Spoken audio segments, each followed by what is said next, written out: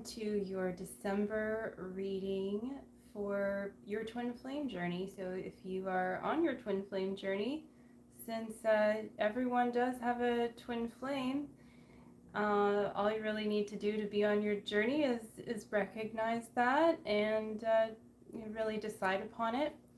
And if that's you, then this reading is definitely for you. I am Aldyn, the Twin Flame Psychic, and I have some cards for you this evening. It is the end of November right now, and so I want to pull some cards for you for what's in store for your December energy forecast. And December is beginning in Sagittarius season. It is Sagittarius season. And then we will transition into Capricorn season.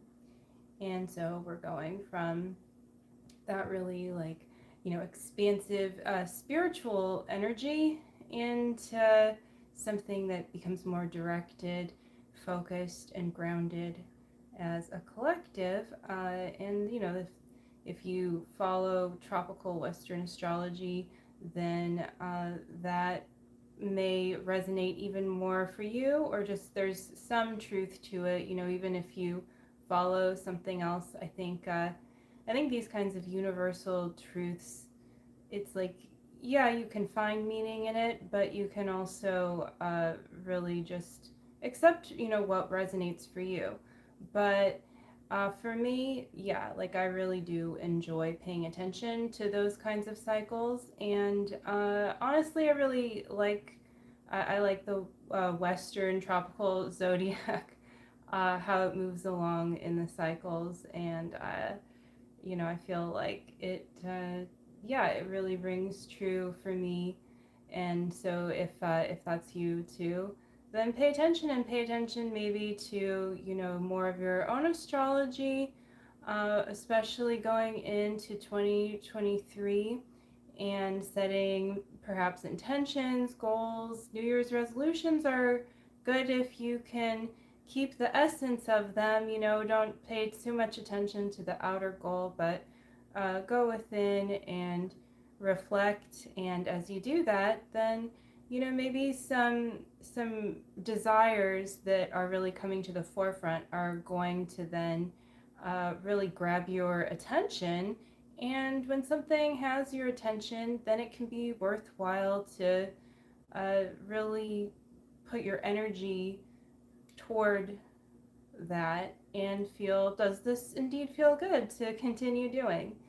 And when you put your union first and your twin flame union first, it helps everything to really line up, because you're just putting love first. It doesn't mean putting your twin flame before you, or going and doing things that feel kind of disrespectful to yourself, but maybe are going to grab your twin flame's attention for a little while, or maybe you don't know who your twin flame is. I mean, in any circumstance, just remember to always, go back to loving yourself and loving the divine within you, and you can always start there, and that will help you to get clear on the truth. And if you really want to go more deeply into your twin flame journey and what that entails. So let's pull some cards. I feel drawn, have a few decks here. I feel really drawn to this Moonology deck to start off with. I know that we just had a new moon in Sagittarius, and then we are going to have a full moon in Gemini, and that's like the end of the first week of December. And so let's see what we have for that first week of December. Okay, so we have full moon in Leo. Don't let pride get in your way. Well, we have the feelings of the holidays coming up, and so it kind of just, it depends on if you're setting yourself up to really love yourself, or if you're setting yourself up for disappointment for the holiday season. And, by perhaps people pleasing, perhaps like going outside of yourself in some way. And this is stuff that's like really like the opposite of attractive to your twin flame, right? And so don't let pride get in your way. To me, what I'm getting from this right now is, that Leo energy of actually loving yourself. And if people are attracted to that you want to be around, great. And that can be in different kinds of ways, right? Like maybe it's in person, maybe it isn't. And it's okay for things to change in your life and for your relationships to change, and that's going to make more room for the truth of your twin flame union. And also, I think like kind of a pretty like apparent message of this card too, don't let pride get in your way, is just don't be afraid to ask for help, because God comes through other people too, right? Not just from within, but also through others. We can't do everything ourselves. For instance, my washing machine broke and I was like, I could try to fix it myself, and I like started watching a video and I was like, oh heck no, like I was so happy to pay someone to fix my washing machine. Yeah, so like so you just have to really put your energy where you're really being called, and let people who are professionals help you too. So next card is, it's time to release negativity. Full moon in Scorpio. So this is going to be like about the second week of December, halfway in there. So this is getting ready for that more Capricorn energy, and allowing yourself to expand spiritually is going to help you see where you're still holding on to fear and control, and just let it go. And that's really helpful for calling in more abundance, that really bright light energy that you are attracted to naturally, and that is within you, is going to naturally shine through when you just let this kind of stuff clear, when you go more deeply into these feelings. And the new moon in Gemini can help activate this, with Mars retrograding in Gemini too. It can help to kind of take you to those places maybe where you feel like the discomfort of duality within, and you can find truth there and clear some of this energy. So the third week, we have the answers you need are coming. Full moon in Gemini, so that's interesting. Then we have some Gemini to kind of confirm that that's cleared, that like dual energy, and that when you clear that, then the answers that you need, the solutions to your problems can really come about, and that sense of the twins, of you and your twin flame, there is a solution there is an answer. So sometimes you might think that something about your twin flame journey feels impossible, and maybe everything feels good except for this one little thing, or everything feels wrong and only one thing feels good. But like wherever it is that are those places that it just feels like there's like you just don't understand how something's supposed to work, sometimes you just need to surrender. And surrendering for some people comes more naturally than others, and also just in certain ways you might be good at surrendering, and in other ways you might not be. And that's just, I want to say, it's something that you do kind of learn, and you learn from your mistakes of holding on to control and things like that. And you learn when you're not surrendering, and this is going to help you to just naturally like attract the answers, like spiritual download, right? Those memes, and I share lots of them. There's like a funny one out there about downloads and how you think you look when you get a spiritual download versus how you really look. So the fourth week is your dreams need a practical plan. Full moon in Taurus. Okay, and we did just have a full moon in Taurus too, very recently. So yeah, like I was just like thinking about that.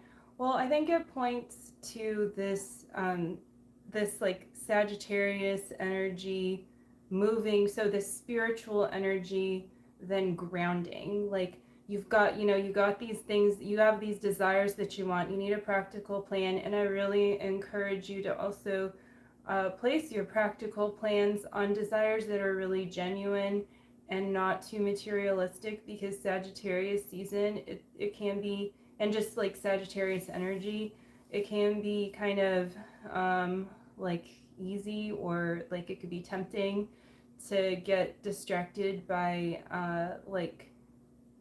by things that you want and things that are on your way to what you desire, or like trying to get the things and trying to fill your desire with the thing that you think you want, instead of really letting that spiritual energy bloom and blossom fully where God wants it to go, where the divine really is, is how the divine is cultivating and growing you, and encouraging you to bloom.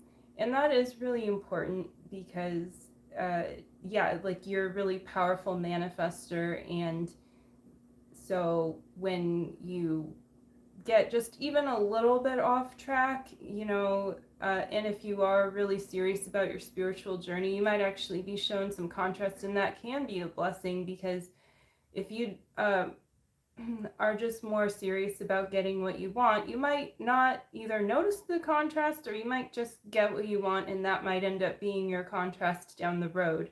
And so sometimes we think, oh, like I'm going about this all wrong, like that, whatever, but it might also be that you've really excelled your journey, so that when you're being either redirected, or when you're really quickly moving through something, even though in the thick of it, it's maybe not so pretty, not so glamorous.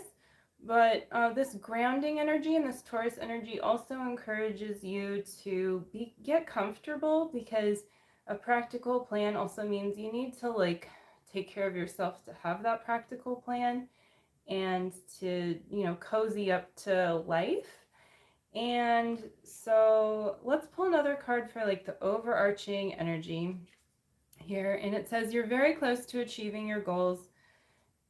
And that's really like, a very broad kind of card. And I think it's a nice card to end the year on, and, moving into the next year, because it's just like saying, hey, you really are gathering the energy that you need this December to move on into the next year. Like I know for myself personally, I've been, because my birthday is the end of December, and so that's when my destiny cards change. And destiny cards, something you can look up.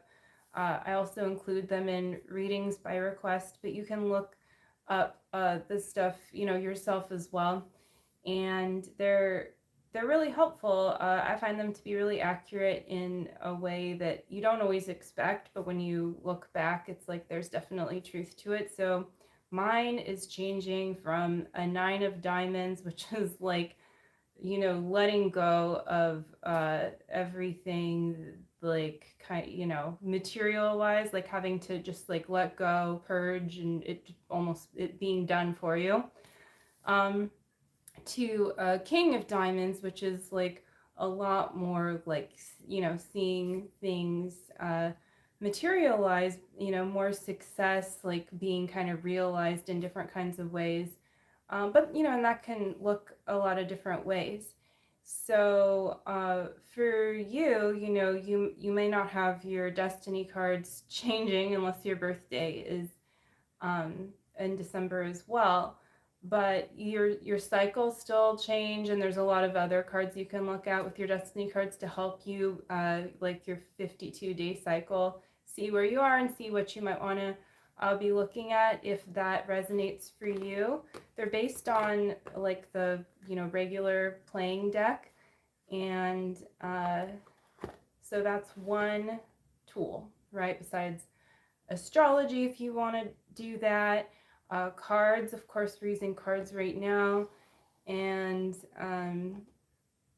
you can really just, you can meditate, do the mirror exercise especially. That's the most essential thing, and that will really help you call in and attract the things that are meant for you. Like I stopped using flower essences for a very long time, and I got more into them recently, not exactly by accident, but kind of. Like my cat was actually like having so many issues, not bad issues, but just with her, like I don't know, just her personality or her cat tonality.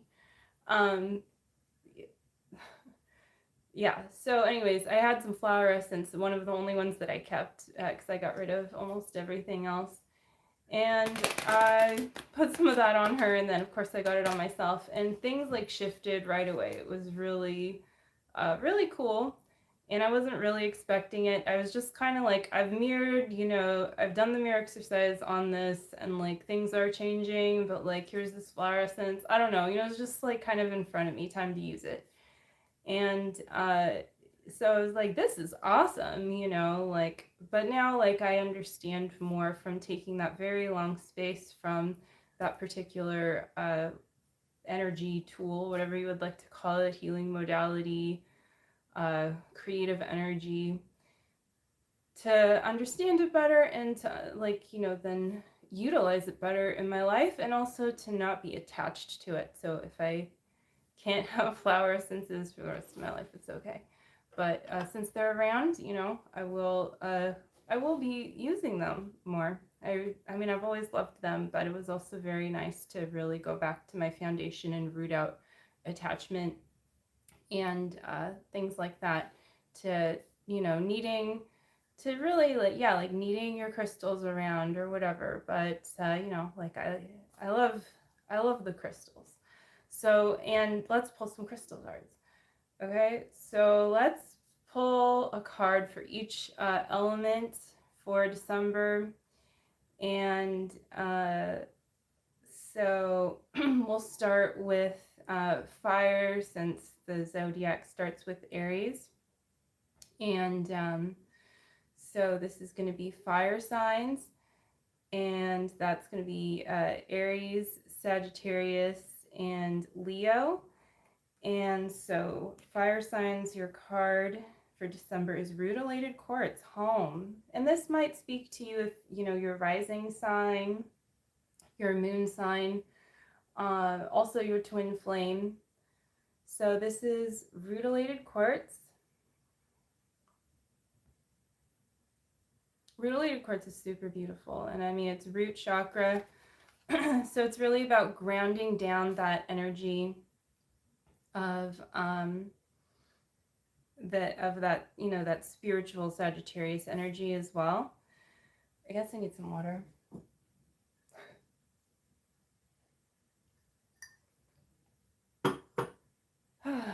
All that fire, you know.